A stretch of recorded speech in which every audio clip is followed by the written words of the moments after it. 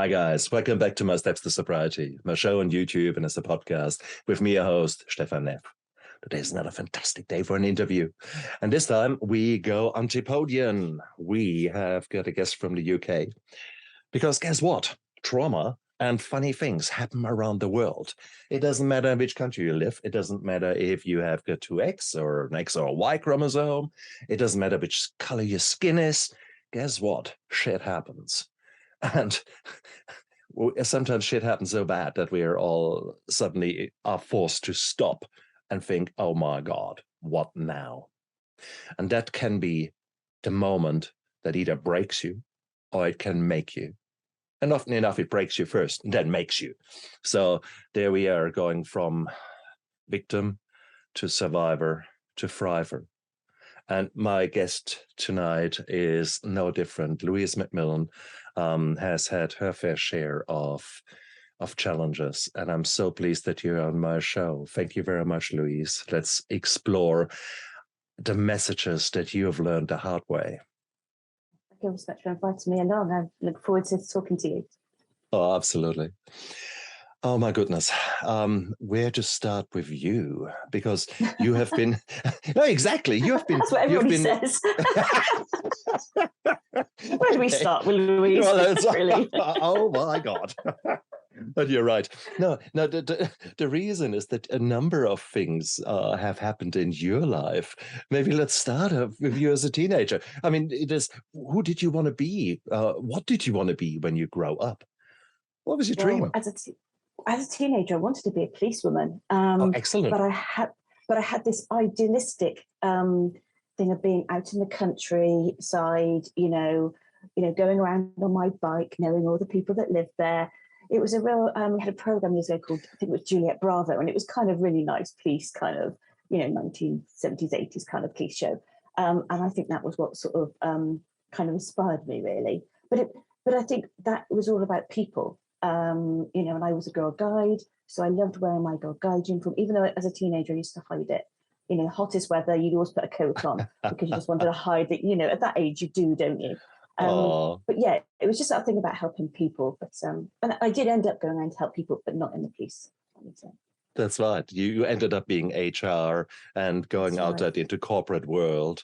How was that life? It was challenging at times. There was some things that in the HR world which are fun and easy to do and really rewarding. But there's other times when it was really, really hard, when you're having to do a disciplinary or a grievance, or there's somebody that's really off poorly from work, and you're therefore having to look about how they can stay in the organisation or not.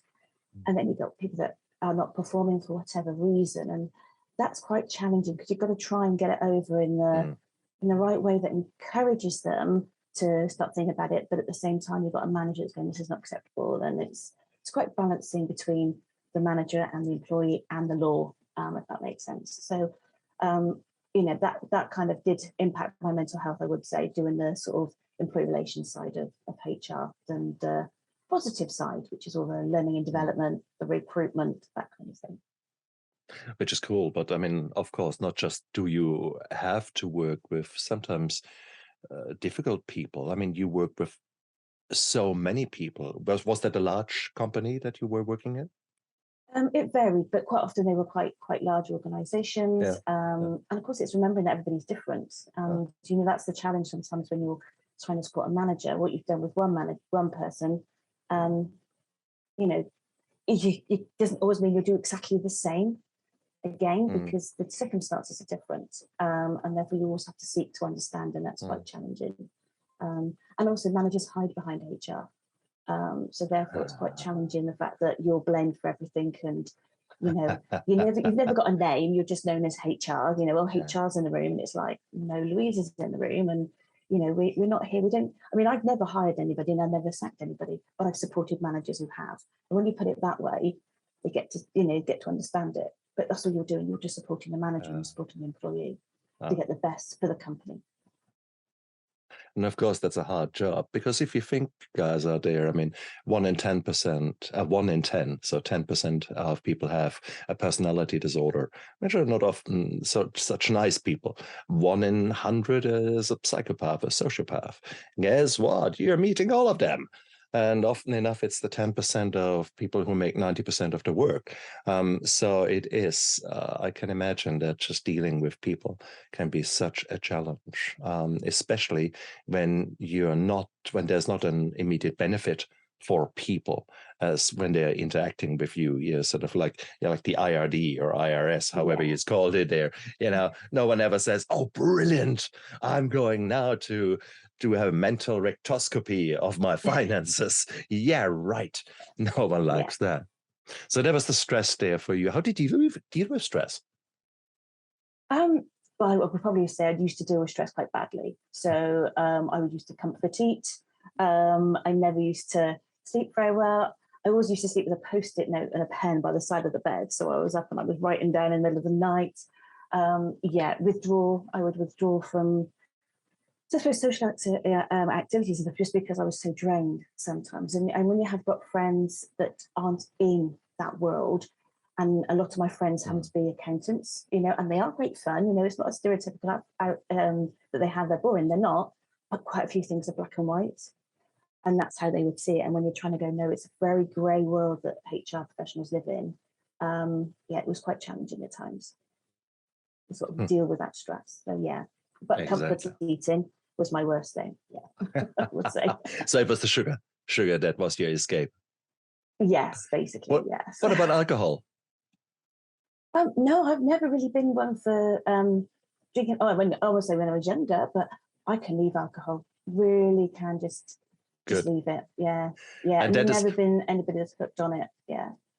At the same token, the overeating can give you just as much this kind of release of pressure, this kind of the tension building. Then there is this cheesecake. Or was it ice cream? What was it for you? Ice cream's good one, but chocolate, just basically chocolate. And obviously, I know the chocolate in the UK is just like, oh my gosh, everybody I know from abroad who comes to the UK is like, send me chocolate back. That's right. Yeah, it's surprising how many bars of chocolate and Twixes and, Kit Kats you can get through during a day. Hell yes. Because what does it give you? Immediate energy, immediate power. There you are. You're this artificial high, and you're chasing that high just as much as another drug can give you. Sugar is one of the biggest addictive substances. I'm not surprised. So, and I'm as guilty as charged. Okay, from now and then there is this kind of low, and I need that kick up the arse, because maybe my circumstances don't allow me to just give in and take it easy. No, I need to be on chocolate, go to, definitely 100%. Absolutely, but also it's a comfort, isn't it? When you think when you're little, there was something wrong. Sorry, I've got to trouble. Sorry. If you have when you're younger and you have you fall over or something, your mum or even your nan would give you a biscuit. And very from an early age, when I used to go to play school, so my nan would pick me up from play school and I would have a cake as a treat. And then we'd go and pick my older sister up from school and she would buy us a cake. And my mum had to say to it, no, Louise only has one cake during the day, not two. Oh dear. So it was that thing of, I think that was the whole thing, when it's that treat, isn't it? So therefore, when you come out of a disciplinary and it's been really hard going, your mindset always goes, I need a treat, I need some chocolate. And in some respects, I'm glad I went for the chocolate, not for the smoking or for the alcohol, which, some other people did. I worked with HR people, so I've got to go and have a cigarette, and you go, wow, but your thing was, I'm going to go and have a bar of chocolate. Absolutely. And it all has, you pay a price for everything you're doing. Okay, that's just a fact. You the sugar in its own right. Let me restart it. Many of us have got addictions, and it is a bit of a whack-a-mole game. So when you're coming off your alcohol, and if you're not dealing with the underlying problem, guess what? the next best thing will just come. Let that be cigarettes, let that be sugar, and often enough it's sugar. So guilty as charged. When I stopped drinking, there were gummy wine snakes. I ate them. I mean, the whole day there were gummy snakes for Africa everywhere, and it was accepted in that model of recovery where I was. Nowadays, with hindsight, I realized that I just exchanged one addiction for the other, in all fairness. And it's still, I'm still working. I still have this addictive personality. So a cake looks rather tempting to me. And as if there ever was one slice of cake. That's rookie numbers. One slice. Yes. Yeah, a quarter of a cake. That's a slice. And then maybe two. Yeah. So now we're talking. Absolutely. And it's that thing when you go shopping, isn't it? And you kind of go in, I need a treat. So you kind of get that cake and then you kind of go around, you could do with some chocolate. And then when you come home, you find you've got half the store of all the naughty things. And then it's like, oh. And again, that is something that was there for you. And it served a purpose. It served a purpose at that time because it gave you that release. It gave you that moment that you otherwise couldn't get. So it was what it was then. So there you were. I get already the picture of a woman living all out, working, having loads of pressure, maybe not necessarily ever been taught how to deal with pressure and with negative emotions deep down inside. You probably had all kind of HR courses on dealing with different people, etc. But often enough, that is more dealing with others, not dealing with your own introspection, with your own own emotions. I mean, I was crap in that. Yet I read so many self-improvement books. Oh my God, there was not one that I probably didn't read. But typically with a glass of wine in the hand, then I never did anything about it. So sounds about right. Okay. So how long did that lifestyle of boom and bust last with you? Oh, I would probably say 20 years. Yeah, exactly. 20 years. I always say I lost 20 years of my life, if not more. But yes, 20 years. And I wouldn't say that was just because of the HR work, but yes, the whole thing of, the impact. And it wasn't obviously just the impact of the work you're doing as well, it's the impact of everything else that's going wrong around you as well. And, those beliefs you get from your childhood, from those formative years as well, and the impact that has on you as well, because that's what you're replaying in your head at the same time. Yeah. Were you brought up in a working attitude, in a how shall I say that, in lazy hands is the gives way to the devil's work, that kind of, I don't know the exact saying, but ultimately always have to be busy. My parents were workaholics basically. So my mum would go in to work at 6 o'clock in the morning, and because she worked not far from where my dad worked, so he would go in at the same time. And they would work until 6 o'clock at night. So as teenagers, we would be coming home and putting the tea on ready. Of course, they'd work Saturday mornings. And sometimes my mum would work Sunday mornings as well. Sometimes she'd work until 9 o'clock at night, but Dad would be home in between, which gave us that really good work ethic. Stance, my parents very much say that about my sisters and I, that we have very good work ethic. But what we didn't know and what we could only see was how they dealt with pressure and everything else, and it was just a constant, and you don't know how they did it. I mean, I still don't know how they did it with 3 girls as well. I don't have children, so I don't see how they do it. I know from my sister's point of view, she has both my sisters, they've had help. My mum and dad have helped them, with the children as they've been growing up. But we didn't always have that for my grandparents because they were older, they didn't drive, and there wasn't just us, if that made sense, with cousins and everything. And of course, my parents didn't always like to ask for help. They wanted to sort of do everything themselves. So yes. Of course. But it was good. And my parents are very proud of what we've all done. So, it's nice in that way. But yes, I think that whole work thing was embedded in us, that you work hard. And I did work very, very hard, because it wasn't just the work, you'd work late as well. Even, sometimes going in at weekends if we needed to. Very true. Very, very true. And guilty as charged. I mean, I defined myself with my work to a point where I only could define myself as my working role rather than me being a man and having interests outside of work or any hobbies or anything else. I could only tell about my glorious young life and about the hard work I'm doing now. And then that's about it. So I was a workaholic and an alcoholic because I used the alcohol to decompress. Right. You used the sugar. So, but ultimately the same boom and bust cycle, the same complete unawareness of my own shortcomings as far as work-life balance is concerned, as far as dealing with my emotions was concerned. So, and that was me, and it took me then quite a bit of spiraling down and crashing and burning. But with you, it came a bit different, didn't it? It was no slow slide. You were boom, bust, work, and then suddenly happened. Tell us. So yeah, as you say, it's that boom busting, and I spiraled into depression, and that was quite hard going at times. And it's interesting, just before I tell you what happened, it was just a few months beforehand, I was diagnosed with depression again, and I was really, really in a bad place. So when I had, I'd keep going at work, but I would come home and go straight to bed, and I'd get up, but I'd go to work and I'd come home and come straight to bed. And I would live like that for a good few weeks before I really realized what was happening. And at the end of 2016, when this happened, the only person I could tell was my mum. And it was a very, very numb Christmas. And I remember saying to her during that Christmas, I've got to change things, because otherwise, what's the point of me being here? I had got so low, but I've also got just such a state where I just didn't want to keep going in and out of this spiraling into depression every couple of years. So 2017 was all about building myself up.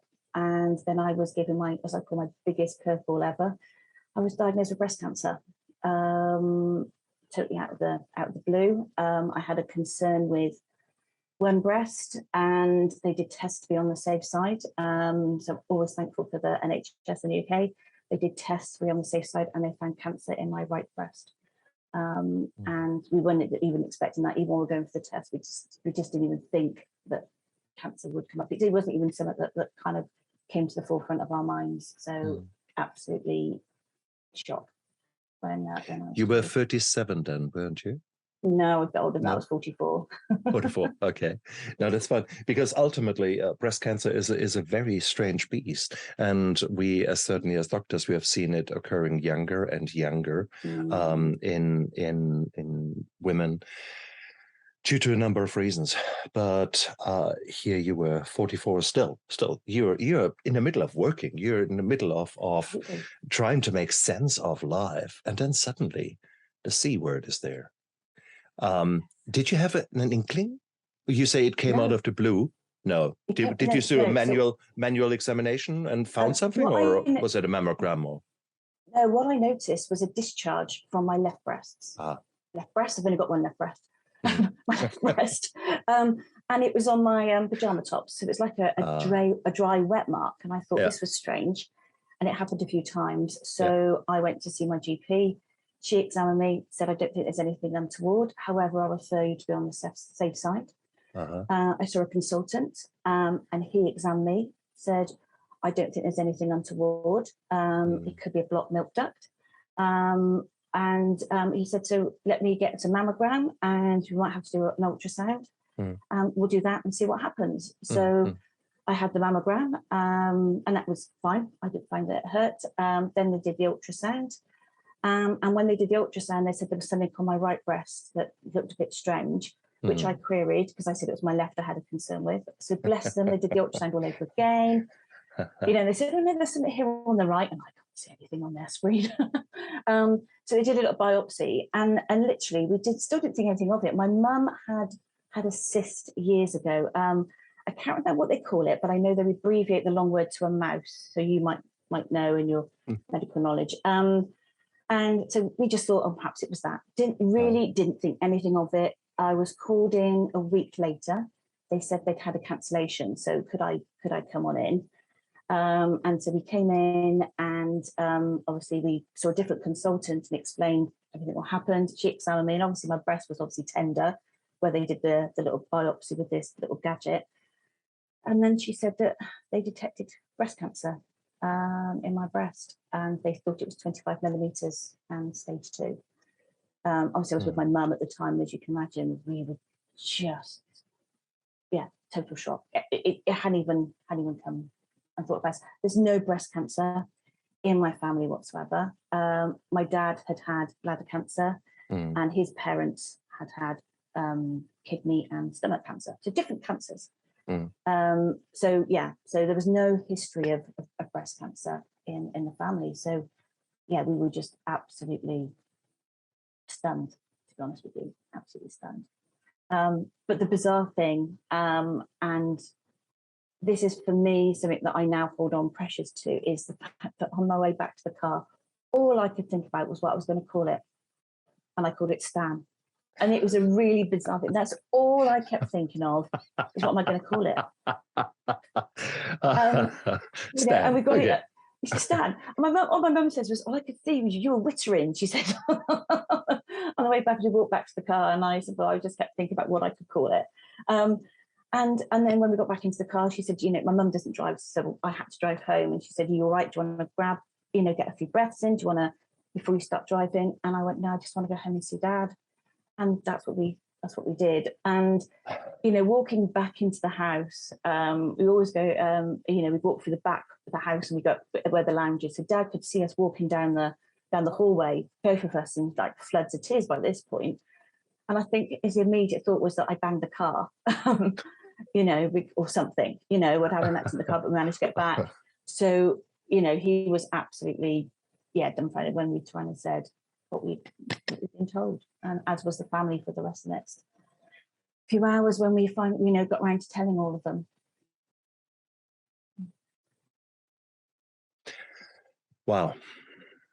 And it's hard. I mean, you were just saying your mood was already not the best. And on top of that, you get that. But Absolutely. it's the Stan makes me laugh, because that immediately makes me think that you're a survivor.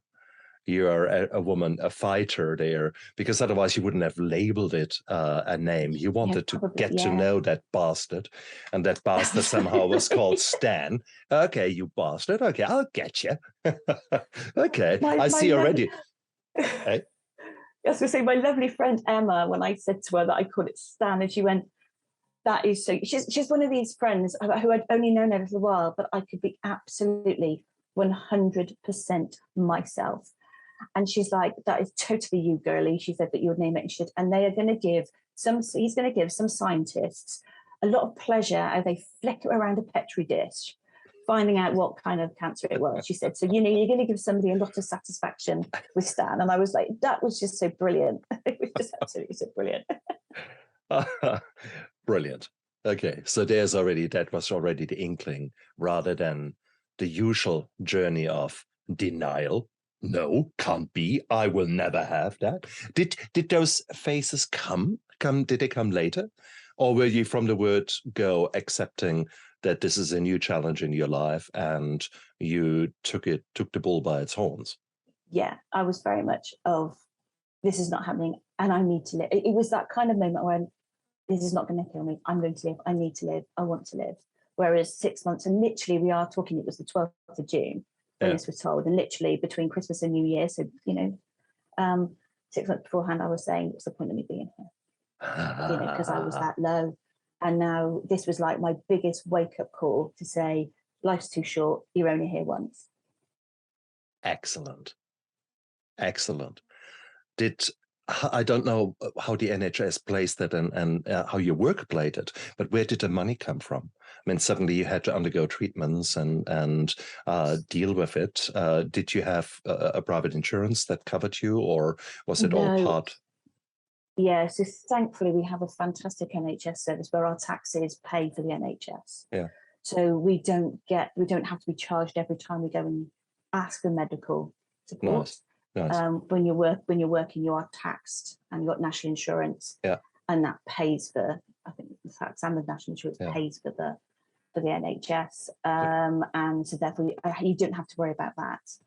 Obviously my mum and dad did go into solution mode of don't worry about bills, household bills, whatever I'm having, because I literally had just started a new job and it was a fixed term contract. Oh, so I shit. literally had been there 3 weeks maximum.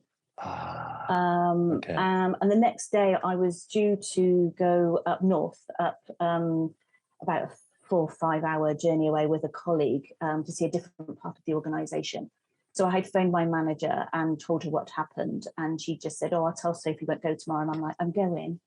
She went, are you sure? I said, yeah, I've just got to carry on as normal. I just couldn't, the whole thought about just sitting around this dwelling on me. Yeah. I just couldn't do. So the next day I went to work. I went up to Bolton, which is near Birmingham, up that way for a couple of meetings on that Tuesday and again on the Wednesday. We stayed over.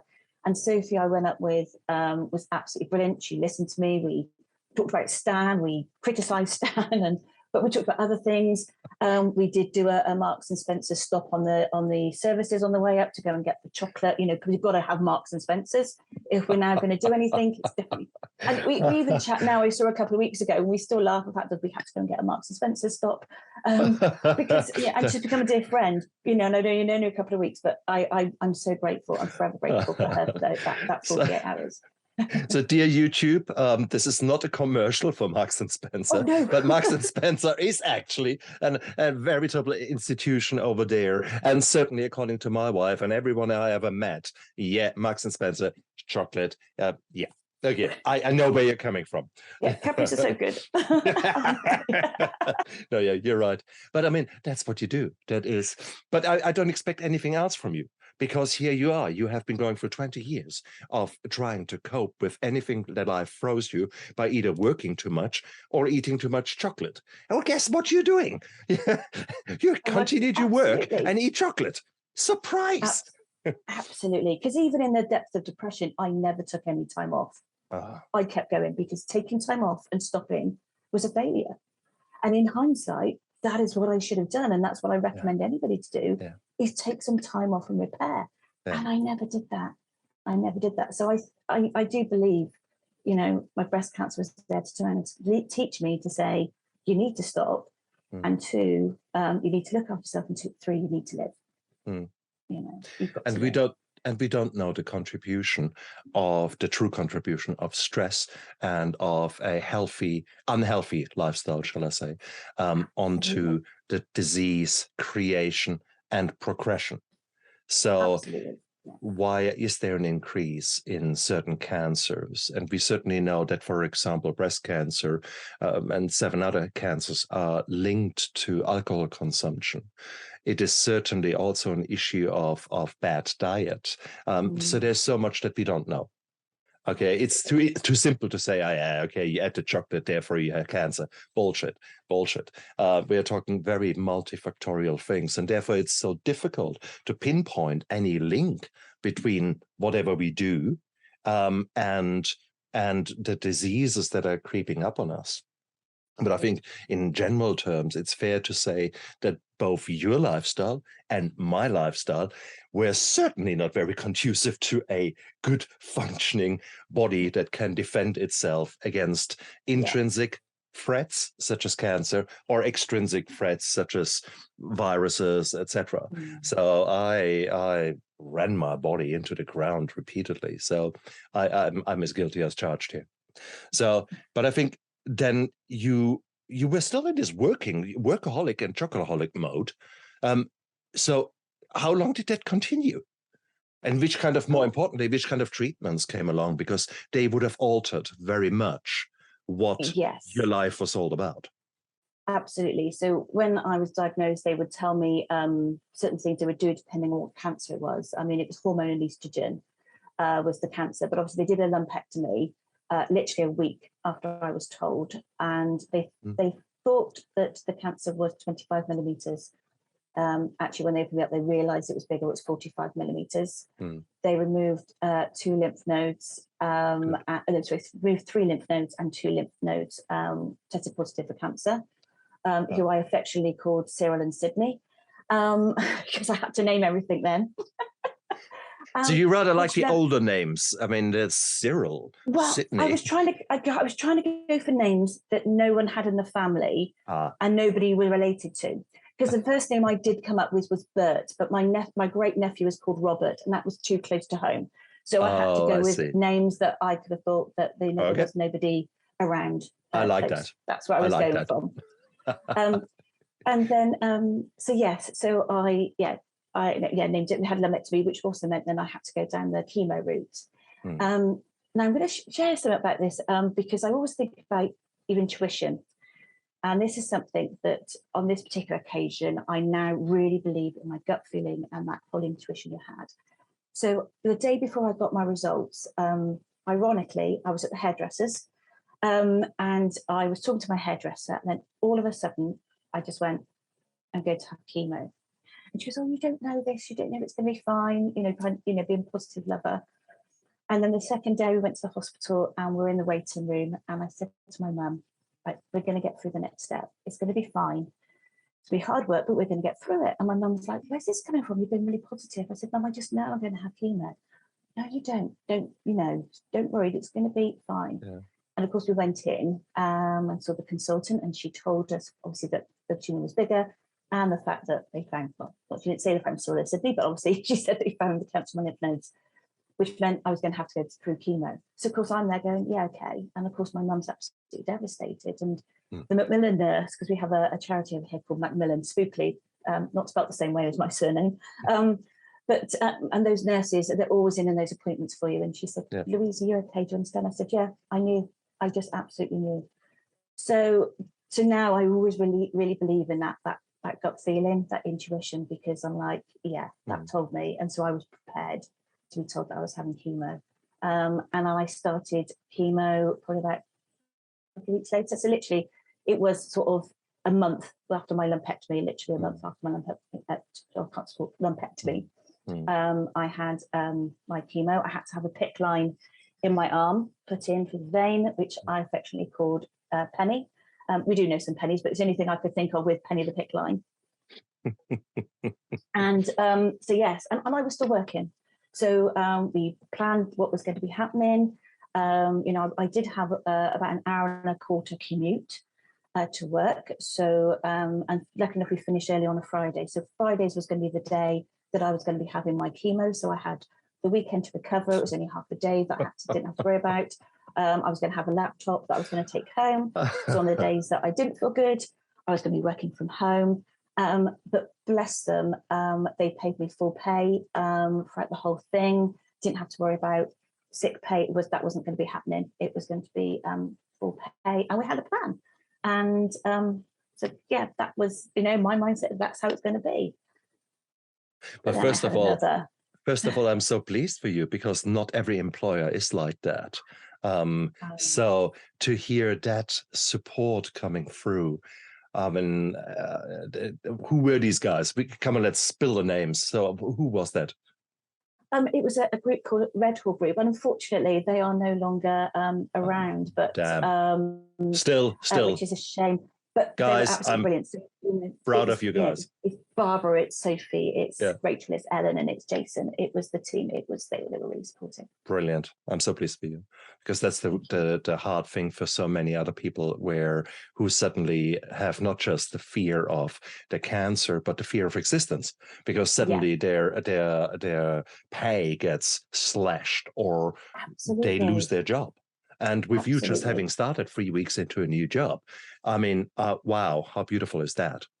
Absolutely, because you so many weeks into a job, you wouldn't be entitled to the sick pay. Normally, you've got to pass your 6-month probation exactly before you get any pay at all. And that's where my mum and dad were coming from, in that sort of being practical. Don't worry about it. We'll get it all sorted. Exactly. But which we had to look at in the end, because I did have another curveball happen, which happened after my chemo, and we all thought I started getting stomach aches. It was the week after my first chemo, so we just thought it was the side effects.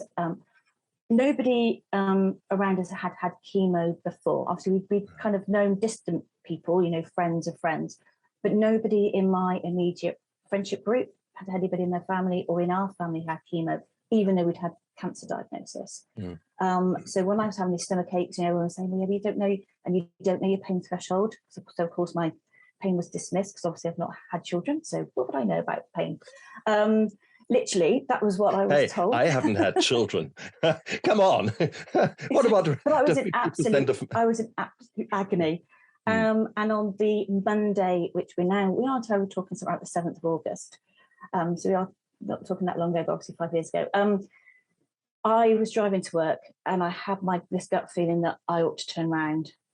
And I thought, I'm going to listen to my gut. And so I did. But I went to the service station and I phoned my parents to say, I'm not feeling right, I'm on my way home. Because I just felt this need to tell them that that's where I was. And this is how far I was away from home. And I was heading home just in case there was a problem. Because in my head, I was also going, I don't think I'm safe to drive. But I did. It was, it was really early in the morning, so it wasn't too busy. I made it home. I called my GP as soon as they were open to get an appointment. I had to wait about an hour or so before I went down. And then we went down and we chatted to the GP. And in between this time, I'd had a CT scan to see if the cancer was anywhere else. And so she gave me the good news that the cancer wasn't anywhere else, which was great. But of course, it was overshadowed by the pain that I was in. And she examined me and she said, I'm not an expert. I'm not an expert on chemo, on cancer. She said, if you come to me with just this, I would have said it was appendicitis. And what I want you to do is I'm going to admit you straight away to hospital. So she did all the calls. We were there. I went back home. I went back to my parents. I dropped my car off. My dad took us in because we didn't know how long we were going to be. So we arrived. My little sister actually works at the hospital. So we kind of messaged her to say we were there. So her manager kind of said, well, just go and find out what's going on. And that was good because I went into A&E initially and obviously saw someone. They sort of went through everything and then they told me to go to like not outpatients, but another ward, which was done. Of course, my sister was there and she spoke to the nurse, the medical staff in that particular ward, the nurse and I think the receptionist, and said, because of course she knows them, said what had happened. And of course, because I'd had my chemo, your immune system is quite low. And at this point, my hair is falling out. And I've had it all quite short cropped because we didn't know the extent it was falling out. So they put me into a side room so that with other people there, just in case there's any other infections that people had there. So, quite grateful that my sister worked there and she was able to sort of sort that out. I then saw the original consultant who examined me and he said, right, let's get another CT scan. And I'll never, ever forget his words when he came back with those results.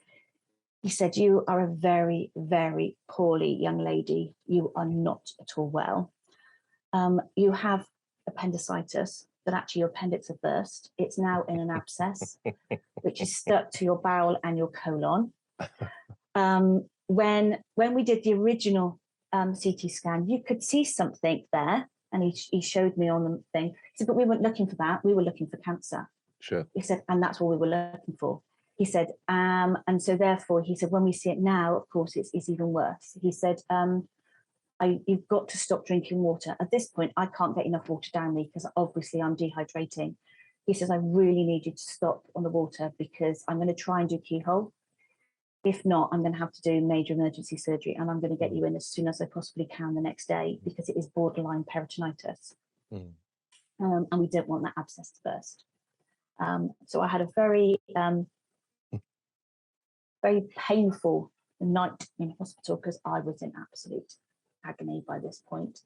And the next day I was taken in to have an operation and bless them, they tried to do keyhole. So I got my belly dimples. I can't talk to one in belly dimples. But they couldn't do it. It was so big. So they had to open me up. And so I've got a 6-7 inch scar from the top of my belly button to the top of my bikini line, where they had to open me up. So I've got a lovely scar. No scars beforehand. I get 2 in 2 months. Hey, look, it is what it is. So I'm then they're in intensive care for 48 hours. My hair is all falling out by this point. I could just put my hand through my hair and it's just all falling out and it's all over the bed. And so I'm in intensive care for 48 hours. Brutal times. Did you Can you remember much of that, or were you actually in a haze and your brain protected you from what was going on? Really? No, I can remember quite a bit. You know, I remember still being sort of dehydrated and wanting loads and loads of water. The thing I always remember them saying was, of course, because I've never had an operation before or anything, so I've not had morphine. I always get them mixed up. I have to remember it's morphine, not methadone, morphine. I remember them saying, you know, when the light comes on, you can press it for more morphine. And they kept saying to me, Louise, you seem to be in a lot of pain. And I'm like, no, but you're using a lot of morphine. And I'm going, you said when the light comes on to press it. I said, oh no, when the light is on, you can press it, but only when you're in pain. So for people who don't know what we're talking about, Louise was in a hospital, and she had a push-button machine that was connected with a syringe to her vein. And every time she pressed the button, a little amount of morphine was given, 1 milligram typically. And so the patient has got the possibility or the opportunity to treat the pain herself, rather than having to call for a nurse who might be busy, who then has to get the drug from the cupboard, draw it up, check it with another nurse, come back. That can take sometimes in a busy ward 20 minutes. That's a long time to be in pain. So therefore, we've got these modern machines, which are perfect. Patient-controlled analgesia. Brilliant. But yeah, it is a minimum lockout of 5 minutes. And when the light comes on as green, then you can press it again. That's right. And so she did. I did. More times I needed to. Who needs chocolate when we get morphine? Hey, here that is. Yes. So you felt good. No, and I shouldn't say it like that. At least your pain was under control, because remember, prior to that, you were in agony. So it's very understandable. Okay. Yeah, absolutely. I think the worst bit that I remember is, of course, because it was August. I mean, it was warm. And I was just itching because, of course, my hair's all falling out, so it's all over the bed and everything, and I'm just itching. So that was the worst bit I remember, is the fact that you're trying to just make it life easy. I didn't even think about that. That was the worst thing when I still had hair, and I went to the hairdresser, and to get a little bit of hair there, it was itchy as hell. I didn't think even ever put two things together with chemo and loss of hair. So all I was grateful for the fact I had it cut really short by that point, because it would be worse if it was still long. Were you tempted to go the full Monty? I did. I had a friend, when I came out of intensive care and I was in the hospital, and friends began to hear what was happening. A friend's sister came in and shaved my head for me while I was in hospital. So which was nice. Made it a lot easier. Well, isn't it? Exactly. So you might as well go the full 9 yards, because ultimately it is, no. Okay, so you got rid of that itch, so to speak. And it might sound weird to people. Every year we're joking about it, but what else can you do? What else can you do? It is. Yeah, I was trying to say that breast cancer wasn't dramatic enough. Obviously, probably because I was still working. You know, the universe was saying, she's not got the lesson yet. I love it. Love it. Okay. Oh, I like it a lot. Was there at any one time a moment when you actually feared for your life? I did when I had the lumpectomy. I've never been under anaesthetic before. So just going into that surgery room, the little prep room you're in, and they were talking about it, and I just said, I'm really, really nervous. And they ask you if you've got any questions. It doesn't matter how silly, ask any questions. And all I kept thinking of is, what happens if I don't wake up? And so I was really, really nervous about going in, and the anaesthetist and their assistants were very helpful. Going, it's fine, you'll be fine. But when I went in for the appendicitis, I was just like, just get me in. I'm in so much pain. Just get on and do it. I just want it over with. So yeah. Cool. So I mean, these are all normal feelings. If you have never been exposed to something like that, of course there's a certain concern there, rational or irrational, it doesn't matter. It's logical that your body thinks, oh my God.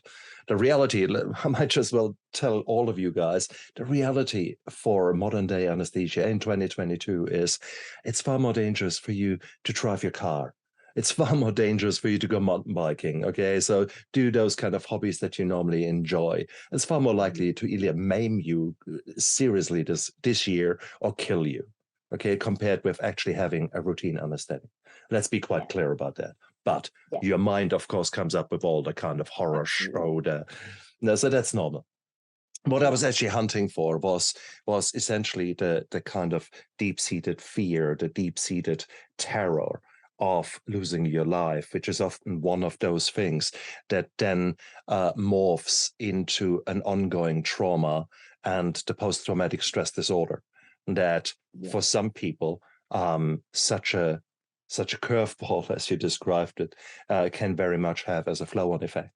We know with motor vehicle accident, if there's a big MVA, motor vehicle accident, RTA, road trauma accident, it's about a 1 in 3 chance that you have got PTSD afterwards. And it's often something that is not well recognized in the medical world. The same can happen after such a diagnosis. Was there something like that building? Was there the hypervigilance? Was there the kind of terror of sorts ever there? It's not initially. I mean, I didn't think for most of my treatment it didn't. The time that it was all overwhelming and consuming was when I was then having to look to go back to work. You know, and this was probably the April, May of the following year. And I was trying to have to sort of find a new job, and that then I think it all came out. And my GP and my parents were going, "You are not ready to go back to work yet. You're not ready. You've come through everything." And it's, you're in this little bubble, in this little cycle whereby you've got weekly appointments because I have to have my PICC line cleaned out, even if I'm not having chemo. And then after that, it was a couple of weeks, and then I was in 4 weeks of radiotherapy, and that was every weekday going up to Bristol because there wasn't one local to me. So that's a 40-minute car journey, but then you're up there waiting to have your radiotherapy for 4 weeks. And then there was that healing time after that. And then it was that thing of, right, now you can start looking to go back to work. And that then was when it all kind of hit me, because I didn't know what to do with myself. I really didn't know what to do with myself. I've been in a cycle of appointments after appointments. And Brilliant. I'm like, what now? And I think that's when it kind of really hit me. Excellent. I remember after rehab, walking around, and I was an empty shell. I was walking the dog through the forest, and I thought, who am I? I had no answer. I could no longer identify myself with work because at the moment I was off sick. I had no hobbies. I had, whilst I had friends, I mean, the friends with whom I had a very active social life, well, guess what? When you're no longer drinking, that doesn't work. What about your friends? Were there friends there for you? How was your relationship with your parents? Absolutely. My friends were absolutely brilliant. Friends I've known for a long time, friends I only knew for a couple of years from work.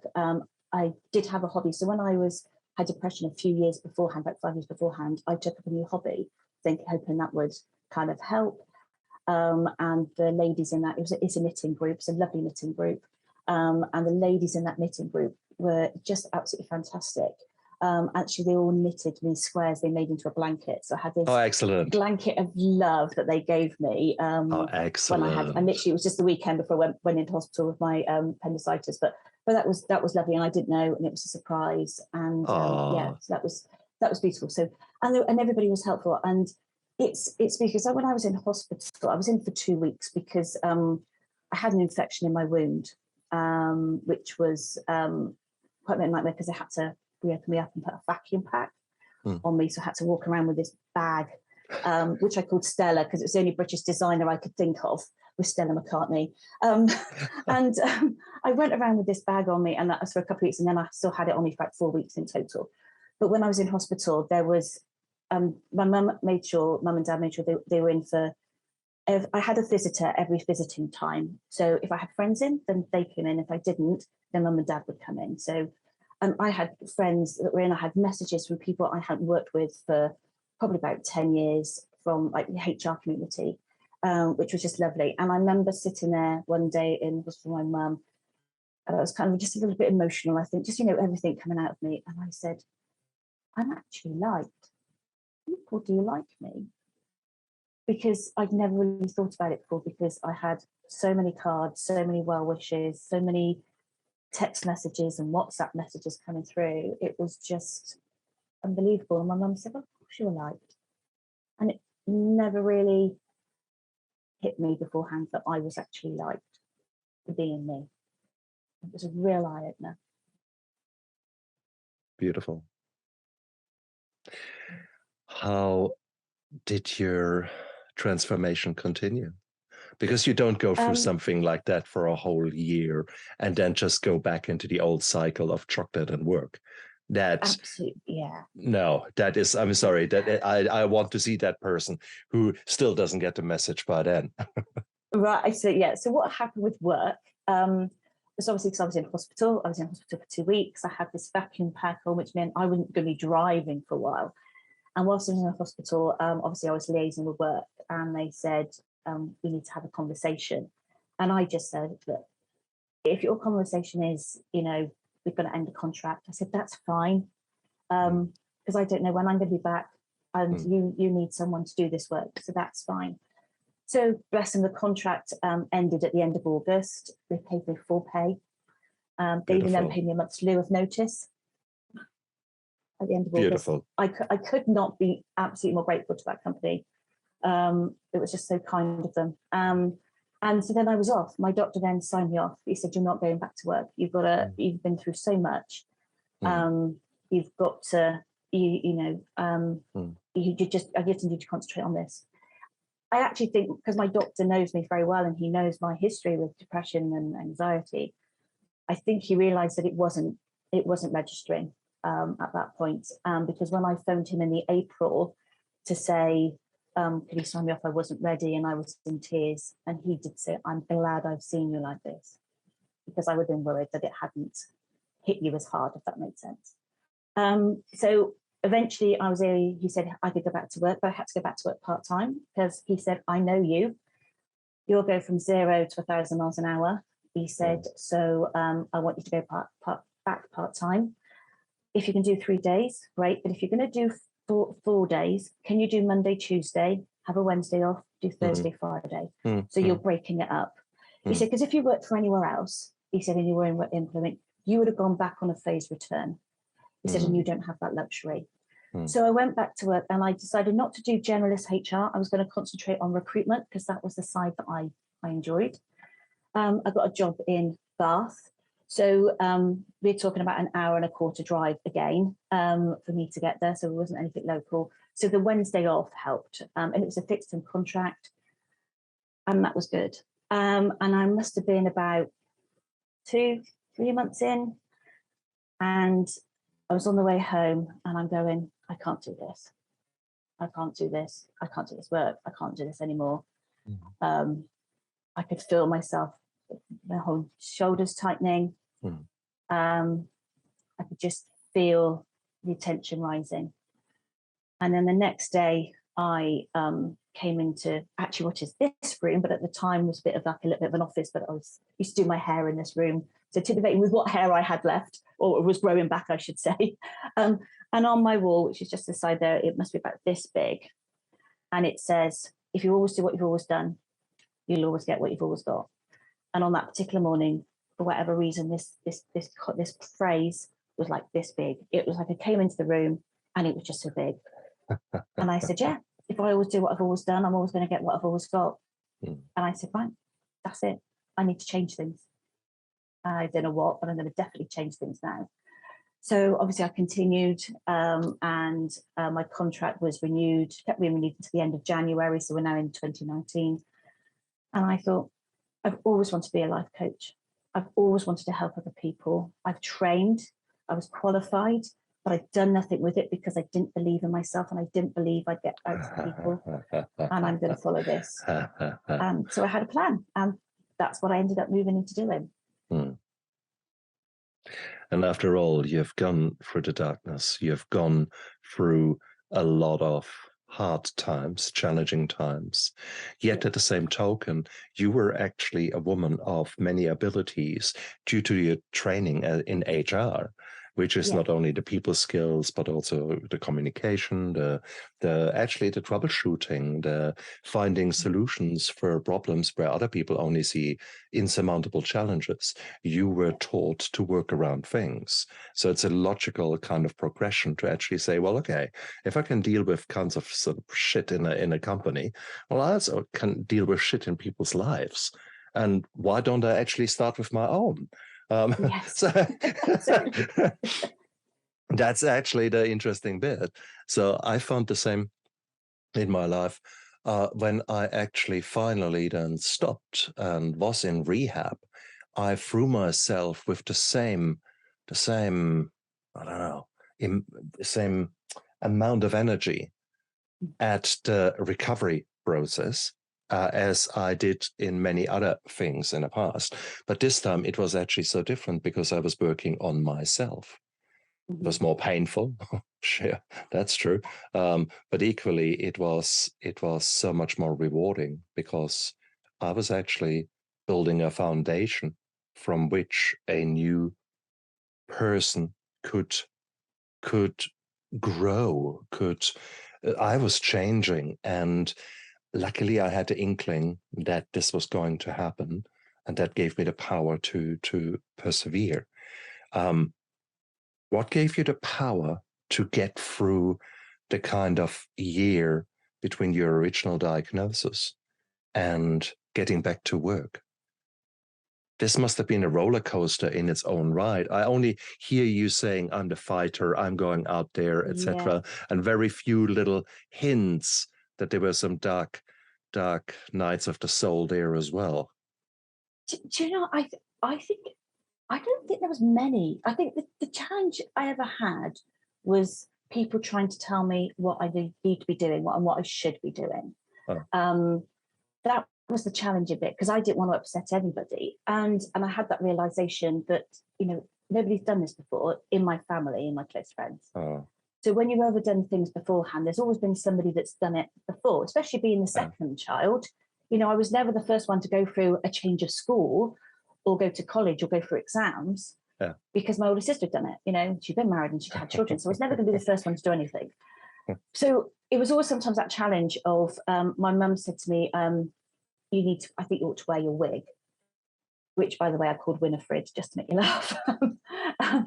And I was like, no, I don't want to. I got used to seeing myself bold. So I went bold. And of course, I think, and also you have that kind of thing of people saying, oh my God, that's really brave and stuff. And you kind of go, I'm making a difference to people here. I'm showing people how you can do what's right for you. Yeah. And because I've got that next generation of nephews and nieces, I just really wanted them to see cancer in a not scary way.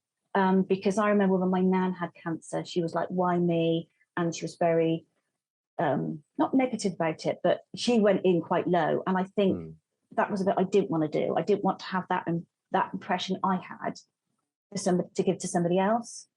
And I did have friends say that I made cancer less scary for them because I was going through. But I kind of just dealt with each day as it came, to be honest. I didn't have a day where I was feeling really bad until afterwards when it all kind of stopped and I was out of the bubble and it was kind of, this is real life back again. I think it gave me that thing of I want to live. And because I didn't have the stress of work, it was kind of quite, even though it was quite hard going through the chemo and going through the radiotherapy and having the burns from radiotherapy, they were just like, well, this is just a bit, and it's going to repair itself. My hair's going to grow back. The burns are going to die down. The scars are going to, they're going to always be there, but they're my war wounds. These are my constant reminders of what I've been through.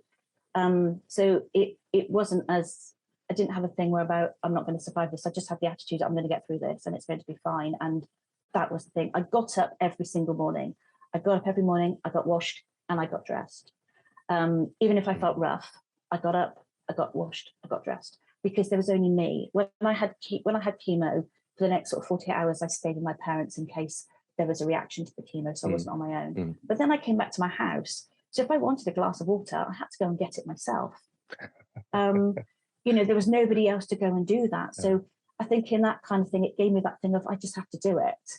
I think if I say with my mum, yes, she would have gone and got me a glass of water and anything I wanted, but I just needed that independence, and I didn't need the smothering. But the biggest thing, my learning, was that a lot of my anxiety and depression and the stress are mounted by my perception of what people thought of me, and the nitpicking and the things they've said. And, that's that thing of, if people say it often enough, you think it's real and you think it's true.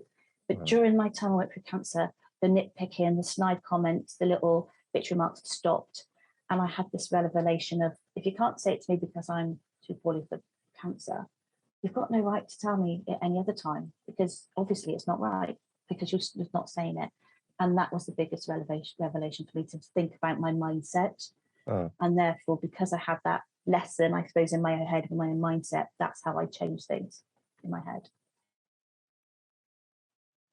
That's probably one of the hardest things to do, keeping in mind that we have the tendency to be hypercritical to everything that we have done. We focus on the absolute everything that goes wrong. 4 o'clock in the morning, you wake up and you've got the best of Stefan and the last 30 years of everything you've done wrong. And you think, and you talk to yourself in ways that you wouldn't talk to your worst enemy. Yet we put ourselves down. So how the hell did you jump from, did you get that realization that other people actually stop talking trash to you? And why the hell are you talking trash to yourself? Was that actually something that naturally came to you, or was it actually something that maybe you learned in therapy? What was your psychological support like? It was psychological. It was the Macmillan nurses that chatted to. There's another charity that we have, which is quite local to where I am, called Penny Brawn, and they're about holistic therapy treatment. So I went. I think I went once during my chemo, and then about a year later. Yeah, it was about 2019 when I went on the second course, and it was a residential. And they kind of help you sort of think about your mindset and setting goals and living life a little bit differently with living with cancer, and it's some of those mindset kind of things. It's such a therapeutic kind of area, and I think that kind of helped as well whilst I was there. But it was noticing, I think, as well, some of the comments as well, sort of ceasing. And I suppose because I didn't have that stress of overthinking at the same time, my mind was clear, because I was, all intents and purposes, I was off work. I was like, apart from having the treatment and going in, 2 weeks of apart from going in to have my PICC line cleaned, the rest of the days when I sat were by myself. And I had a friend who had her own business and just readjusted some times that every Wednesday we went for a coffee and we chatted things through. And, she was a friend that I could always chat through quite well. She was going through some things in her life, so we were a real good support network for that, and that kind of helped. Other things were on offer if I wanted it, and I just at that time didn't feel I needed it, and I didn't want to go to cancer groups because I was concerned and worried that there would be people there, and it's not a problem if they think that way. Think of, why me? Oh, this is terrible. I'm, it's awful. If that's what someone's going through, that's fine. But at the time, me going through cancer, I felt I didn't want to hear that. I just wanted to be, I suppose, in my own little bubble. And in some ways, I was in my own little bubble. Nice. And that is again, that's whenever you go into a mental health challenge, that is exactly something that you need to figure out for yourself. It's all quite nice to say in the sense of, for example, a 12 AA 12-step program, that when you go for an inpatient rehab, you then follow with 90 meetings in 90 days or something like that. Often enough, when I went into an AA meeting, the only thing I could think about was alcohol, because the misery around me, and there was I had the feeling that in the 4 weeks of rehab, I had gone light years ahead of many of those people who I met in the groups, who were still stuck in their first first steps. So it was a crazy time, I have to say. And so I understand very much that you chose to continue in your bubble, the way you called it.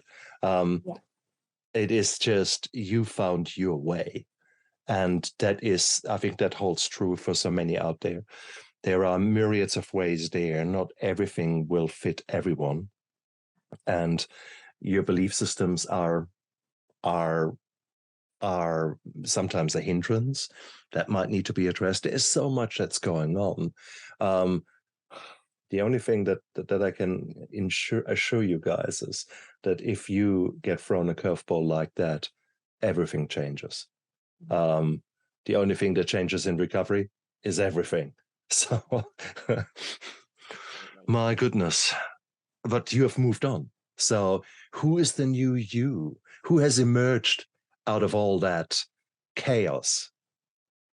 Well, someone who believes in themselves a lot more than I used to. It's not easy. I did say when I was going for cancer, I'm never going to let my mental health affect me in that way. But it's not as easy as that. It takes work. I have to work on it all the time. And it's quite right what you said. Little things work for different people, so I have to find out what works for me. But it's about me just living life more fully, as I put it, but on my terms. If I don't want to do something with friends and stuff because they're doing something, I'm going to go, have fun. That's fine. It's not for me. And I'm not going to worry and overthink that they're going to be horrible or anything, because I'm not going to go and do that. But I am going to go and do other things that nourish me. And it's about what I call finding my tribe. Because, there are people out there you meet and they come in for season, as that saying goes, and they depart again. But sometimes you just meet people and from the outset that you're going to click. And, sometimes they introduce you to things like more spirituality kind of things, which I've done, which works for me. Now, I know from some of my oldest friends, they just think that's weird, but it's like, that's okay. That's right. That's fine. Whereas years ago, I would have think, oh my God, I am weird. I am wired wrong. And I would have overthought it and I would have not done it. Whereas now I kind of go, do you know what? That's okay. Because this is what nourishes me. And I'm going to do more of it. And that's fine. And it's finding those tribes that you can, talk those things with, and you still have your friends that you enjoy doing other things with. And you want to grow. So in order to do so, you need to expose yourself to new influences. And you need to be able to say, okay, well, yeah, that's a heap of bullshit. Or actually, wow, that worked. I have no clue why it worked, but it worked ever so well. And I had to experience that with a number of things in my life, alternative methods of healing, where I say, wow, I don't know what you just did, but I feel different. I'm floating out of here, not walking out of here. And that is, if you can switch on, if there are different ways that can switch on your parasympathetic nervous system, and in turn allow you to heal and allow your body to switch its own guided missiles on to actually look around, okay, where do I actually need to focus on healing? Your body will find it and your body will start to do so, but you need to give it permission. And whatever that takes, whatever that means, that if that is some sound bowls, shall I say, and you hear certain vibrations that really put you into a certain calm state, beautiful. Maybe some breathing exercises might be something. Maybe being indeed in nature and meditating. It might be something like that. If you're religious, deep prayer.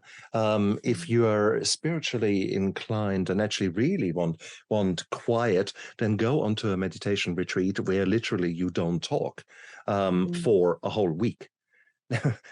Shit, that is something that would be scary for me, but I think one day I will do that challenge to just see what happens when you give your body the chance to look inwards and bring out whatever is waiting there to be brought out. So it's beautiful. There is so much out there that will allow us to grow. But until you get thrown a curveball like you had, or two in your case, actually, until you get two curveballs, you don't stop. You keep going with the chocolate and the workaholic, chocolaholic, alcoholic, sexaholic, whatever your holic is. We try to escape our reality. We try to escape our pain. We try not to deal with the negative emotions. We want the instant gratification here and now. Give me that sugar. Give me that dopamine rush. However I get that dopamine rush, I just want a release. And of course, there are so many things out there that can give you that instant release. And that's a pitfall that so many of us have ended up in. But also the past does not equal the future. You can choose at any one moment to say, actually, enough is enough now. That lifestyle that I've lived, yeah, okay, that was me in the past, but now I want to explore something else. And that is where the magic starts. That is where you find your tribe, as you said, where you connect with people. And I guess yes, you can try to reinvent the wheel. Okay, go for it and see if you can reinvent fire or something like that whilst you're there.